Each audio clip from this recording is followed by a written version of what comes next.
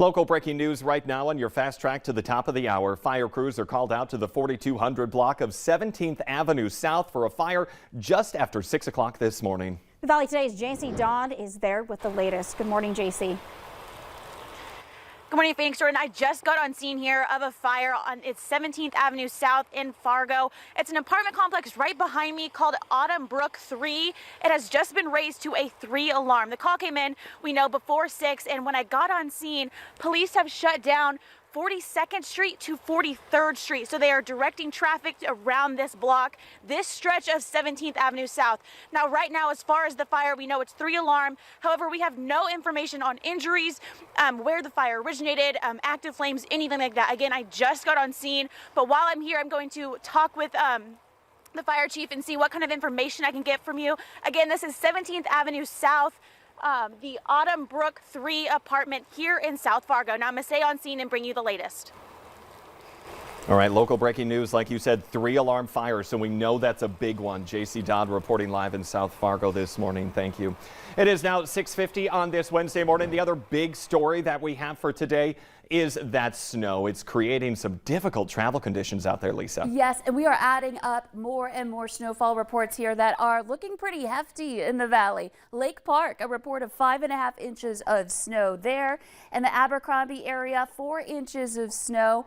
And Hawley, 5.5 inches of snow have fallen there. Foreman, just about 5 inches of snow. And in Fargo, a report of 3.1. So 3 to 5, even 6 inches of snow in some of these areas where we've been seeing that heavy band setting up. We warned you about that band that would be affecting us in southeastern North Dakota and into Minnesota yesterday, and now it's here. Lake Park, one of those places dealing with it. You can see our visibility is down along Highway 10, and basically traveling between Fargo and the Detroit Lakes area going to be running into some of that snowfall that's occurred and continues to fall. And speaking of Fargo, here's the tri-level view. Looking murky out there. We've got the snow, we've got slushy and kind of slippery roads, even on some of the higher traveled roads like interstates within town. Your intersections are going to be trouble, and into places like bridge decks that tend to freeze over quicker. You're going to see some icy conditions there too. It's one of those events where, because our temperatures are closer to freezing, it's more of a different kind of start to your day rather than the blowing snow and icy conditions from time to time. We're looking at sloppy, slushy conditions and ice too that's out there that will lead to slick spots. Here's a look at the radar. You can see we've just kind of been dealing with snow over some of the same areas all morning long. Fargo-Moorhead, one of those spots, back over into Lakes Country. Radar indicating that some of this may be trying to change over a little bit, trying to melt as it's reaching the ground in Fargo and back into Clay County. Overall, though, we're looking at either sleet to snow affecting us with visibility that is anywhere from below a mile in parts of southeastern North Dakota to around 3 to 4 miles in Lakes Country. Now, if you're in the Northern Valley, it's a different morning for you. You do not have snow up there. It's looking a lot quieter to start off the day today, with winds that have increased, and they continue to in that area. Winds that are northerly, and eventually this all spreads eastward. So we'll have that wind-snow combination setting up for us pretty soon here this morning as that wind moves east. Temperatures are at or below freezing. So out at the bus stop, the kids will want their snow boots.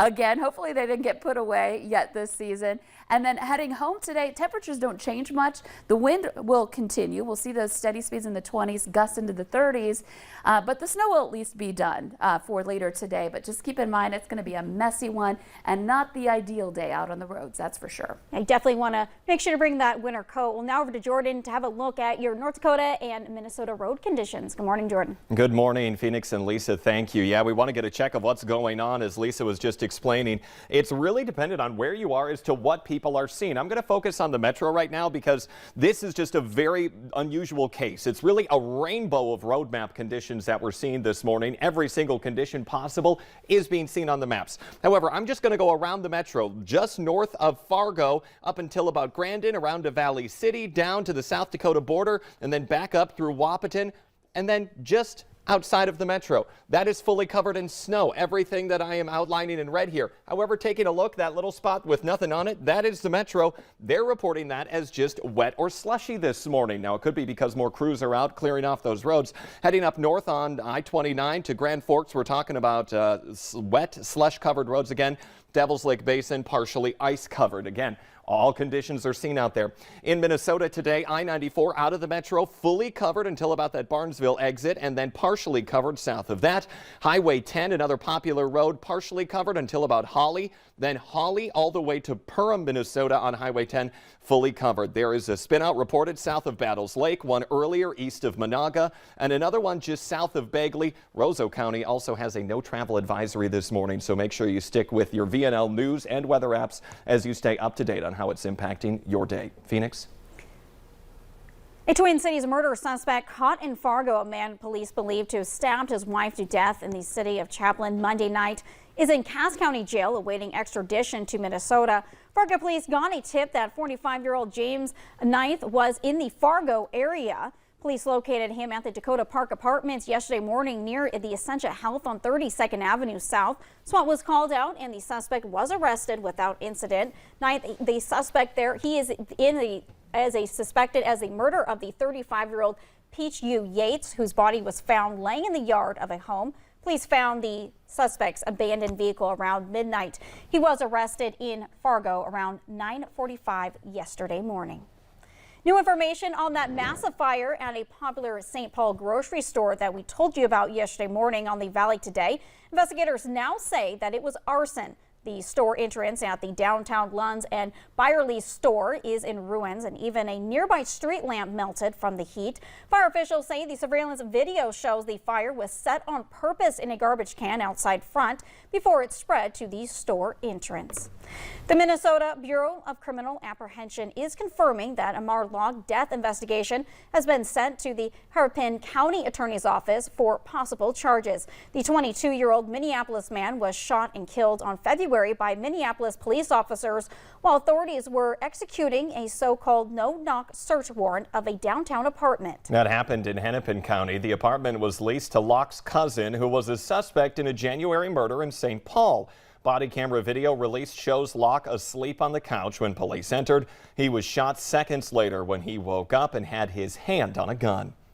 A Grand Forks police officer is recovering from a broken arm suffered during a struggle with a suspect during a traffic stop. Officers pulled over 19-year-old Bud Wuchi Hill early yesterday morning for running a stop sign. He took off running but was then found hiding in a dumpster. Police say there was a struggle as Hill tried slipping out of handcuffs, and that's when one of the officers' arm was broken. It's a major disappointment for the FM Metro arts community, and fans of the Trailwood Performing Arts School is postponing its popular main stage musical until next summer. The organization says it's delaying its performance of Singing in the Rain because of staffing shortages and rising material costs. But all of the other programs will go on as planned this summer. A second COVID-19 booster shot gets the green light for people over the age of 50 who are immunocompromised. The FDA cites that emerging evidence that suggests a second booster improves protection against severe COVID-19. FDA guidance for booster shots for another age groups remains the same. Making Minnesota a leader in ALS research and support. That's the idea behind major funding just passed by the state legislature. Lawmakers approved $20 million for ALS research and $5 million for caregiver support. Those millions will stay in Minnesota with grants to support research that institutions like the University of Minnesota and Mayo Clinic are already doing. Minnesota long-term care facilities were so short-staffed during the worst of the pandemic that 400 National Guard troops had to be called in. But thanks to more than $3 million in American Rescue Plan money, the state began a program this January to train 1,000 certified nursing assistants. So far, 1,200 people have taken advantage of the deal, which includes tuition, textbooks, and exam fees. The FM Legion Riders are raising money to help the Lake Park American Legion rebuild after a fire. There is a benefit breakfast this Sunday from 8:30 to noon at the Moorhead American Legion. You can expect to get that breakfast served there, and it's all in support of a fire that happened on March 13th. It caused significant fire and smoke damage to the building. The cause has not yet been determined. East Grand Forks police have a new device in their toolkit to help restrain people who are not cooperating. They're called the BOLA wraps, which is a limited amount of force that law enforcement has to use when taking someone into custody. The Kevlar cord wraps around the subject, limiting their movement and allowing officers to have a more safely way to approach them. The Today Show and CBS Mornings are just about to start, but the Valley Today rolls on. More live up-to-the-minute news and weather coming up on the Fargo CW. That's where we find JC Dodd live at a 3-alarm fire in South Fargo. Plus, Lisa Green is tracking the latest on this winter storm. Have a good day and stay safe.